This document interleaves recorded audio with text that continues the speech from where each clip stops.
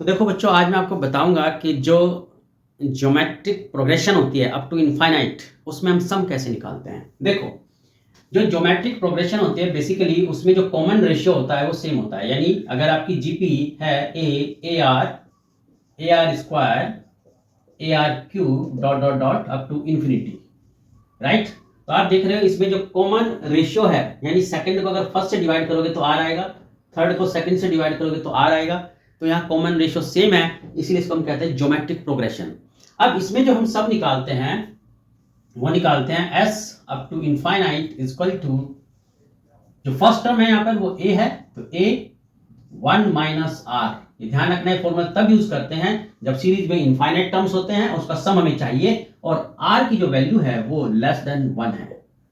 लेकिन ये तो तब की बात है जब r की वैल्यू लेस देन 1 है, लेकिन अगर r की वैल्यू 1 से बड़ी होती है तो क्या यूज करेंगे, s infinity equal to a 1 r minus 1 r greater than 1। जब r 1 से बड़ा होता है तो इस फॉर्मूले का यूज करते हैं।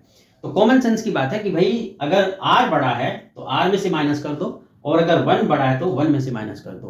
तो ये तरीका होता है हमारा सम निकालने का अप टू इन्फिनिटी। जैसे फॉर एग्जांपल अगर मेरे पास ये एक सीरीज है 2 स्क्वायर 2 की पावर 3 अप टू इन्फिनिटी, तो इसका जो सम निकालूंगा वो कैसे निकालूंगा।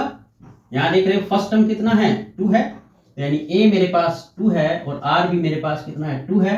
तो कितना आ जाएगा 2 माइनस 1, क्योंकि r 1 से बड़ा है यहाँ पर, तो कितना हो गया 2 1, तो यानी 2 हमारा जो है इसका आंसर आ गया। तो एक बड़ी इंपॉर्टेंट कंसेप्ट है, इसको हमेशा ध्यान रखना, बहुत यूज होती है।